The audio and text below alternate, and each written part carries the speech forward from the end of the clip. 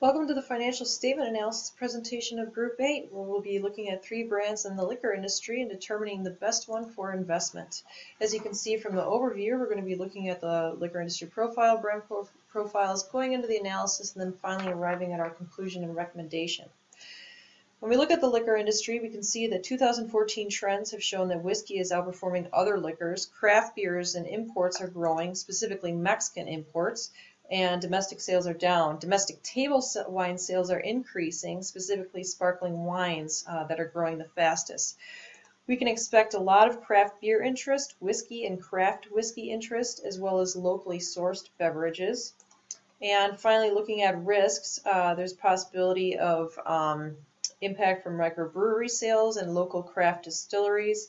And then finally, the syntax that accompanies alcohol sales that may increase. But overall, we're not facing prohibition, so liquor industry is relatively low risk. When looking at our brands, the first brand we're going to examine is Brown-Forman. Brown-Forman has names such as Jack Daniel's, Southern Comfort, Korbel Champagne, and Finlandia, among others. It would be a good choice considering the trends and expectations of whiskey sales increasing as well as sparkling wine sales. Next is Constellation Brands, specializing in wines, but also doing beer and spirits. These names are Clos du Bois, Estancia, Naked Grape, Black Box, and then Mexican beers like Corona and Pacifico. I apologize. Diageo is the final company. Probably familiar with Guinness, Harp, Red Stripe, and Smirnoff, Johnny Walker, and Tanqueray. We can consider this company from the viewpoint of those trends in import sales, so that also might be a good one to look at. Moving on to our horizontal analysis, we're looking for profitability in these line items, and since we're looking at trends, we're not going to be comparing the same line items for each company. For ease of readability, we've converted the income statements into charts. Looking at the first chart, Brown-Forman's consolidated income, you can see an increase in operating income and net income overall, as well as profitability shown through net sales that has increased overall. The cost of goods sold decreased from 2012 to 2013, and those two items in particular, the net sales increase and the decrease in the cost of goods, helps drive the gross profit up 13% from 2011. However, you will notice that on the side, that net income actually dropped in 2012, but in 2013 it did recover from that drop. Moving on to Constellation Brands consolidated income statement, you can see a decreasing trend overall. Net sales decreased 16%.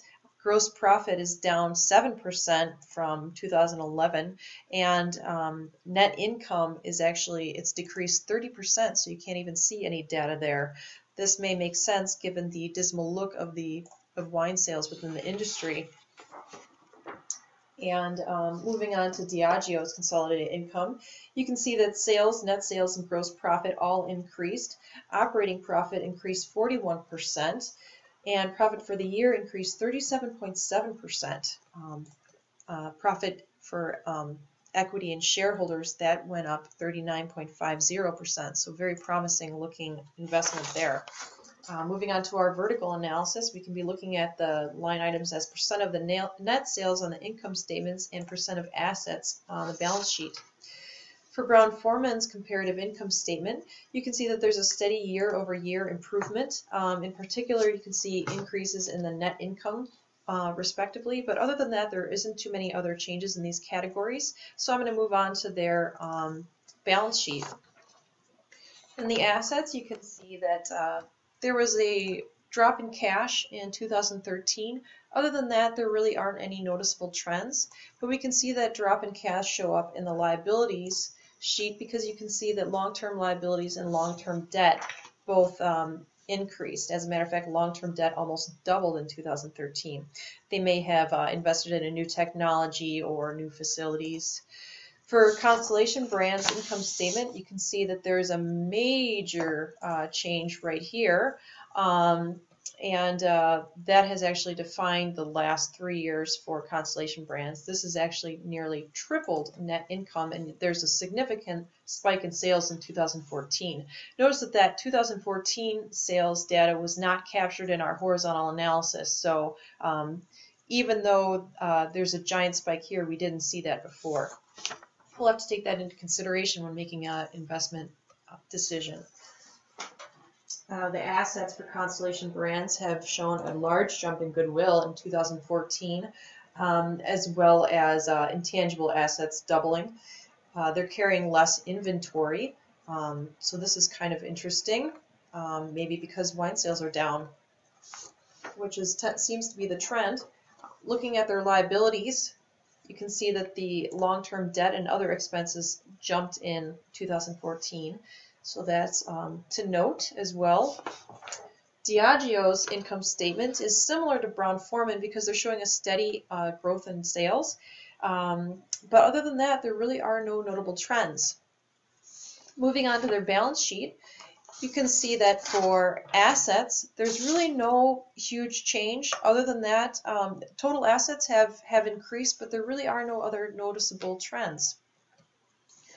Moving on to their balance sheet as far as liabilities are concerned, Diageo has shown a increase in short-term borrowing in 2013, as well as deferred tax liability and other liabilities. And then finally, you'll see a total equity increase, and that might be due to all of these borrowings. Now we're moving into our ratio analysis. For short-term liquidity ratios, this actually communicates the likelihood that a company is able to cover its current liabilities with its liquid assets. The two ratios that we're going to pay attention to on this slide are the quick ratio and the operating cash flow ratio. Of the three companies, you can see that Brown-Forman is the strongest of the three at covering its current liabilities with short-term investments, cash, and receivables, and this is actually showing some security of the company in the short term. Moving on to looking at operating cash flow, you can see that Brown-Forman is also the strongest here. They have a ratio greater than 1. This shows the ability for the company to cover its current liabilities with cash from operating activities. And then you can see that Constellation and Diageo have operating cash flows less than 1, so they're not doing as well. Moving on to the debt management ratios, you can see that Diageo and Constellation Brands both have long-term debt-to-equity ratios above 1, while Brown-Forman Corporation has ratios well below 1 over the past 3 years. These debt management ratios help communicate the amount of debt to equity as well as what type of debt the company has. And in particular, what we're seeing here is that Diageo and Constellation have more long-term debt than equity, but this may be due to large costs incurred to produce alcohol, such as machinery, raw material, plants. There's risk in carrying debt, but interest payments on debt are tax deductibles, and creditors do not share the profits. Brown-Forman clearly outperforms the other two companies, however, they have incurred more debt within the past year. When looking at the long-term debt to assets and debt to assets total ratios, or debt to total assets ratios, there's a smaller separation within the three companies. All three companies have relatively healthy debt to total asset ratios. Brown-Forman has taken on additional debt, as mentioned before, and that's shown in all of the ratios as well. Now we're moving on to the asset efficiency ratios. These measure the ability of the company to consume or replace its assets, and so we're really looking at efficiency here. The more efficient a company is, the more profitable a company is. The accounts receivable turnover ratio for all three companies has been well within the industry average, which is 5.94 and around there. Constellation Brands has the highest average of the company. However, all three are, like I said, outperforming actually the industry average. In short, this means that all three companies are efficient at collecting cash from sales. When analyzing the turnover ratio, Brown-Forman has performed slightly better than Diageo and Constellation over the past 3 years, with an industry average, using the industry average of 0.48. They're more efficient at converting their investments in assets into sales dollars, and this is important as it's correlated to the company's profits. Moving on to the profitability ratios, we can see that this is actually very important because these elements are contributing to a company's profit as well as the relationship between profit and investments. Diageo has a clear advantage over Brown-Forman and Constellation in gross profit percentage. Means that Diageo is efficiently turning a profit from their sales. Overall, the operating margin is a measure of how profitable a company is. How profitable a company's operations are compared to sales. Diageo and Brown-Forman have outperformed this average over the past 3 years, and Constellation Brands has shown a positive trend over the past 3 years, but it still is under the industry average. Net profit margin percentage shows the amount of each dollar in sales that becomes profit. The industry average for this value is about 15.1%. You can see that Brown-Forman and Diageo are performing well above this average, and Constellation is closer to the industry average. Return on assets and return on equities measure the profits earned by a company through capital invested. However, return on assets includes capital supplied by creditors. Again, Diageo and Brown-Forman have solid ROA and ROE performance, suggesting that they are able to turn a profit efficiently using money supplied by investors and creditors. Finally, our stockholder ratios. You can see the earnings per share is for Diageo has that's actually the highest earnings per share, and that means that there's a larger amount of money for investing. Constellation Brands has the lowest earnings per share. It means that there is little income available for investors. The return on common equity is similar to the ROE, however, it uses common equity. As with the return on equity, Diageo and Brown-Forman's return on common equity is very healthy. Constellation Brands did not provide a dividend to common shareholders, however, both Diageo and Brown-Forman did. And then looking into this, we could see that Brown-Forman actually pays a higher dividend payout ratio. As far as our conclusions and recommendations, when looking at the horizontal analysis, we saw that Brown-Forman showed a steady growth in profits through a declining trend of cost of goods sold and an increasing trend for net sales. However, vertical analysis revealed long-term liabilities nearly doubled. Short-term liquidity ratios showed that Brown-Forman has the assets to cover these liabilities.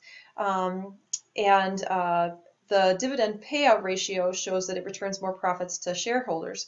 Couple this information with the trends in whiskey consumption, it could be a very good investment for a conservative approach because it does have a lower income for investment and higher dividends. Horizontal analysis with Constellation Brands showed a decrease in sales and profits with a sharp decrease in net income. Ratio analysis shows that Constellation Brands is performing well below the industry average. And Constellation Brands also had the smallest income for investment. In addition, it's not paying dividends. And when you couple this information with the slow growth in the wine industry, it would be a bad choice for investment, or at least not at this time. Finally, Diageo is showing us similar growth to Brown-Forman. It's 40% increase in profit, so that's huge. Vertical analysis showed growth of assets and increase in short-term borrowing, as well as equity. Ratio analysis revealed more long-term debt than equity, but Diageo outperformed the other two brands in gross profit percentage or ratio.